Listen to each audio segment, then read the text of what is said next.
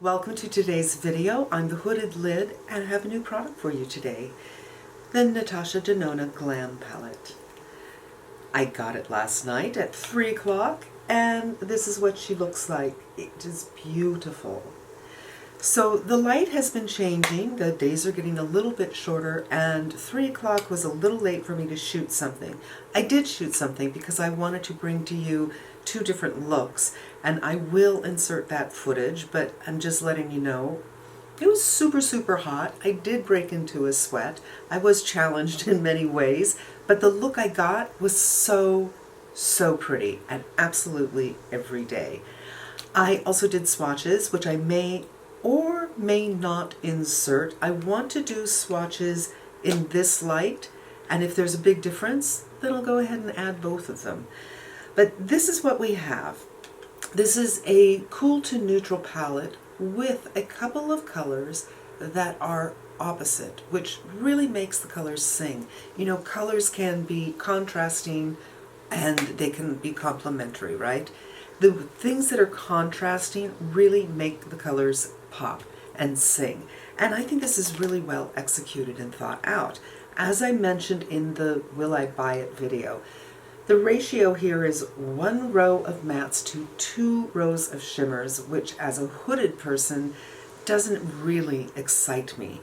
And I didn't mention this in the video, but these are not named. So the names we have here, because there's printing here, right? Everybody knows this, but in case you haven't seen any videos, she named them things like transition, crease, lash line, center lid, outer lid. Now, there's some controversy about this. Apparently, some people really have their knickers in a twist about it because this shade says transition, and that doesn't work as a transition for people with dark skin. I just feel like, for me personally, I really like that she has set it up this way because I'm a person, I get a palette, and I don't know what to do. I'm especially not used to having a shimmery color on the outer corner. So I'm not using her palettes the way I quote-unquote should, and this says, okay, I can do it this way. I really like it, and I think this is a great way if you are like me and you look at a bigger palette and think, yikes, I don't know what to do. It's like working with training wheels until you get to know the palette. It takes me a while to like break in, do a couple of looks, and then I start getting creative and think, oh, what if I do this? What if I do that? And these names are like my training wheel. Now, Natasha also said that, as usual, she works these in quads. So you can do any quad. You can do a vertical, horizontal, or diagonal. And she's always said that, but I've always kind of had a problem with it. This one, the first look I did was just these 4 right here, and I used them exactly as they're labeled, and it really turned out, I thought, very nicely. Before I do my second eye look, I am going to do some swatches. The last time I did swatches, I did it by color instead of by row. You can go anywhere and get anybody to do your swatches by rows if that makes more sense to you. But I like doing it by colors because it showed how the colors relate to each other, how close they are to each other, what differentiates them when it seems like they're the same but they're really not, and if there are in fact redundancies. So I'm going to start with the mattes. And I can't decide if I'm just going to show it to you because I can't call out the name because some of them are named the same thing, or if I'm going to point and then show it to you. I guess I'm going to do that. Okay, so I'm going to do this one, this one, this one, this one, and then this one, and that's the mattes.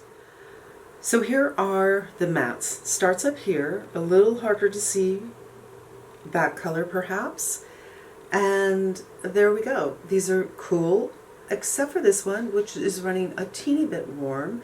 And there's nothing redundant here. Everything has its place and its reason, and I really appreciate that. I think this is a great setup for all the shimmers that are to come, and I think these actually will make at least 2 daily looks without a problem. The one I did last night was this one, and 2 shimmers. One was an inner corner and one was right on the center, but you could have done without both and really had a beautiful day look with just this one and this one. Now I'm going to go into the silvery tones, and that would be this one and this one. I'm going to live swatch this because it's so surprising. To me, this is a silvery tone, right? But then when you put this next to it, it's like, oh no, this is a silvery tone.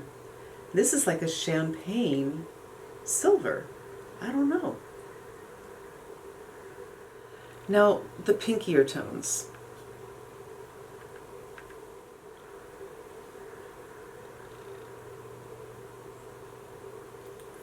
And when you put them up together, this one, which I thought was pinky, actually is looking peach, and this one is looking pinky.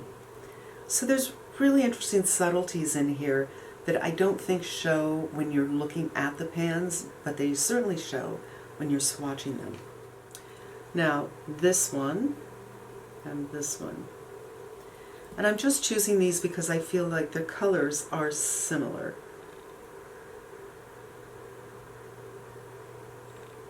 And again, this looks a little bit more champagne, like it might relate to this one.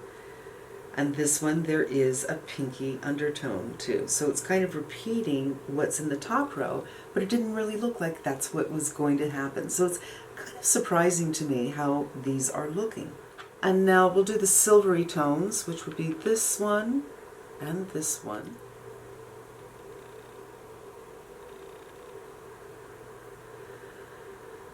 This one's quite a bit darker.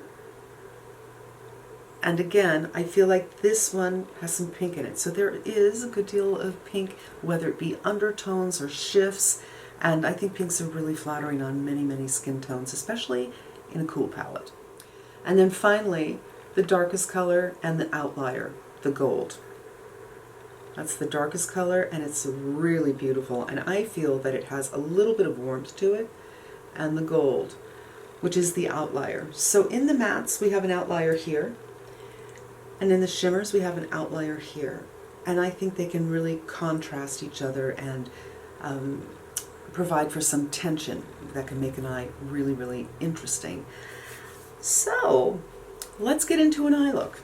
The sun is coming out. It's a little bit, the clouds are in and out. It's going to be 103 today. But there's sun now, and I just want to give you another look at the swatches and how they relate to each other. There are pinks and champagnes and silvers. They're different. They relate to each other. I wouldn't say there are redundancies, but I have to say, I love a palette that has more than one crease color, because the crease kind of is the foundation. It says which way you're going to go, especially when you're hooded. What you see up here is what is telling the story. This is going to be a pink eye. This is going to be a neutral gray eye. This is going to be this. This is going to be that. She only has one labeled crease color, but this one, which is called Blend, could certainly be a crease color. So that's what we're going to do. And this will set the tone for something a little more warmer than the eye I did yesterday. And I have powdered my lids. I did some concealer and powder, although they look a little shiny.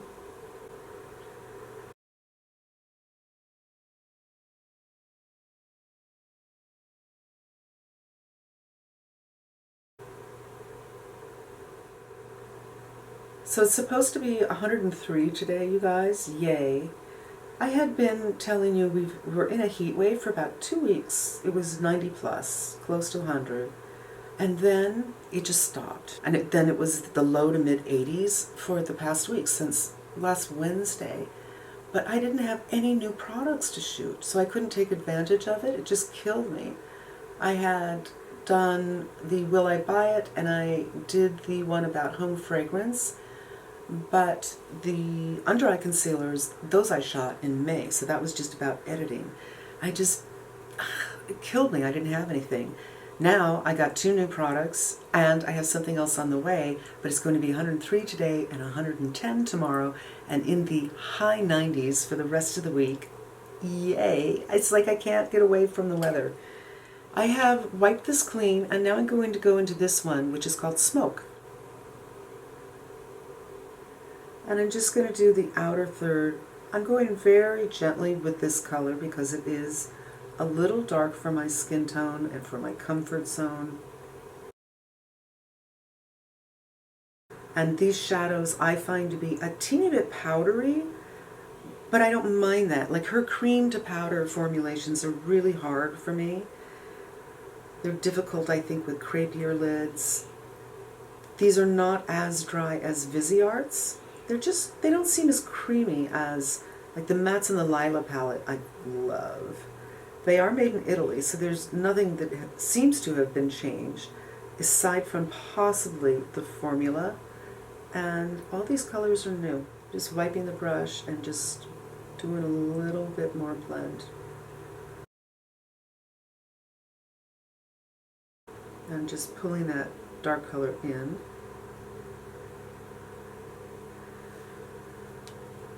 If you're new here, welcome. I have a fat pad right here. So oftentimes it'll look fine when the eye is closed, and when I open it, it's like, where'd it go? It's there, it just doesn't really show all the time on the fat pad because it protrudes a little bit. I think this is so far very pretty and very daily. I'm going to turn it up a notch by doing some lining. I'm going to go in with this color that's called Lash Line and actually do a little lining with a powder. I don't do that very often. My eyes can be a little sensitive, and if I get a powder or a liner in my eyes, it's impossible to recover from. And I'm going to try to get this in the inner lid a little bit.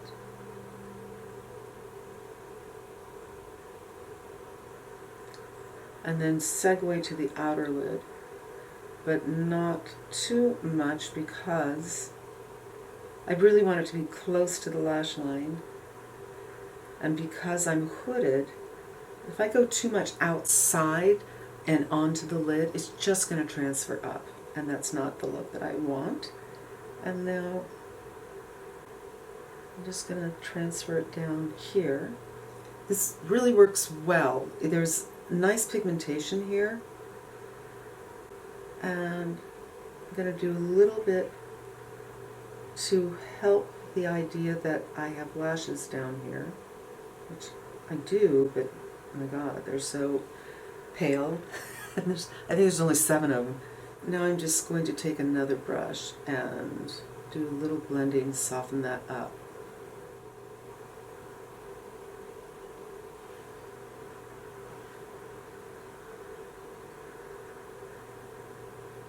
I'm going to take a Muji. I think this is a little too hard looking for me right here. Certainly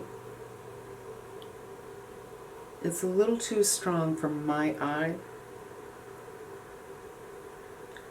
So I'm going to take a little bit off and have it match this one a little bit.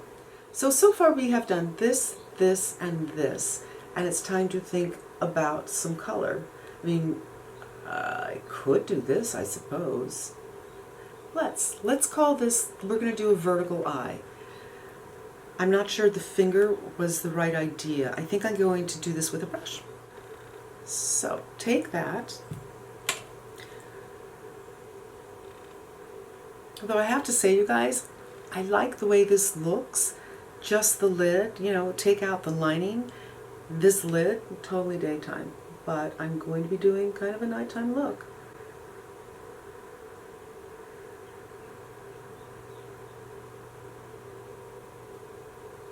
Look how pretty that is.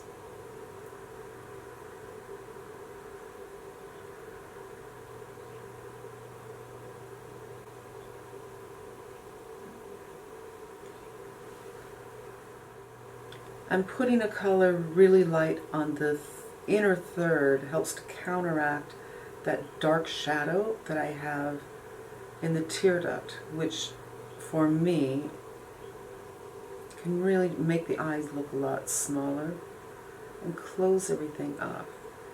So this kind of counter affects that. Wipe the brush off, and I'm going into the silver, the last color in the row.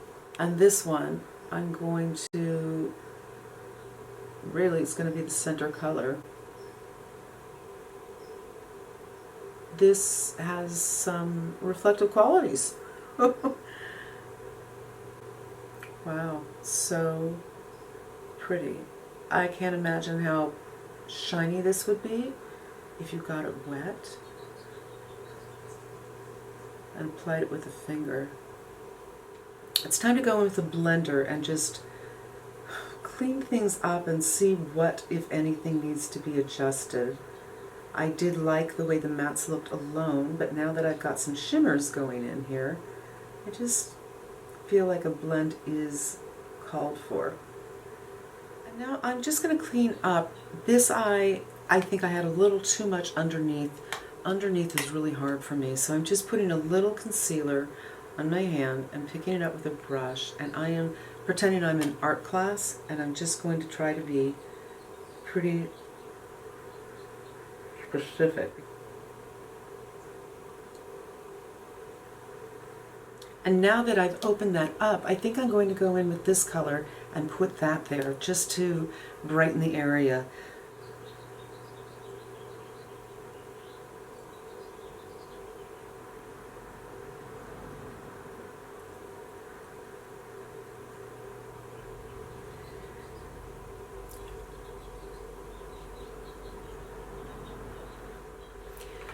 I'm going to put on a little bit of mascara and line a little bit of my upper rim and do a little lip and a blush, and I'll be right back.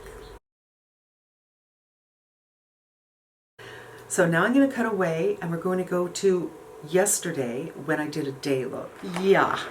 I don't think this is a swell look for me. So I'm going to go in with the top row crease color. And these are a teeny bit dusty, which is interesting because I find her things usually aren't very dusty. And there's a little bit of sweat on my lids, I'm not gonna lie.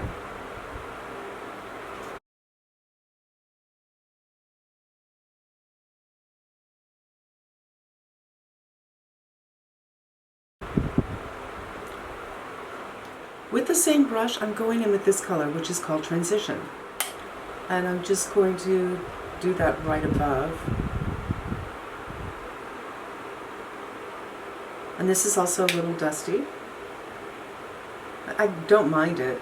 I find her cream to powder shadows are difficult for me.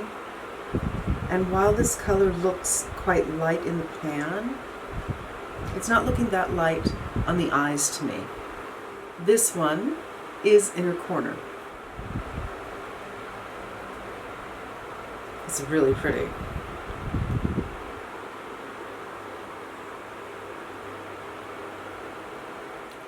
And this one is center eye, and I'm just going to do it with my finger. Although a pink would look really, really pretty in here, and there is a pinkier shade, like, I don't know, this one would look really, really pretty as well. And this, to me right now, the way this is, I think this is a day look.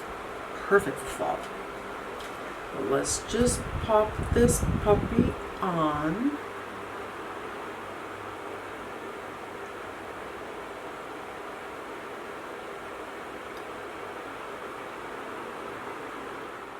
I think I'll just go back into crease.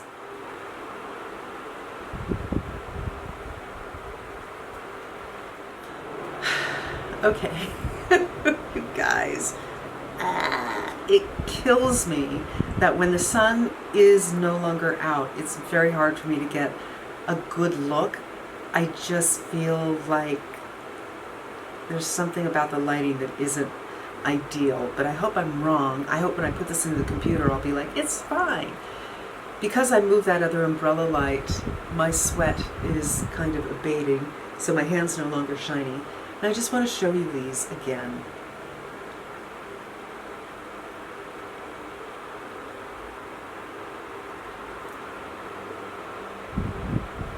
I'm going to put on some mascara and a lip, so I'll show you a finished look and I'll be right back.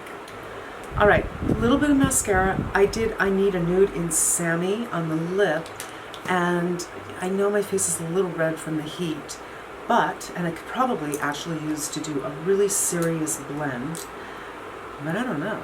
It looks okay here. But I always find out once I put it in, I'm like, ooh, yeah, not blended so well.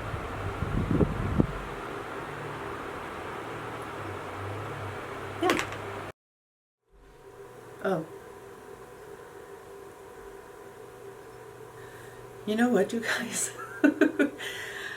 I just was coming back with my hair down and I'm like, why is this not working? Why is this not working? You know, with my hair back, totally works. I was so frustrated with what I was doing with my blush and with my lip.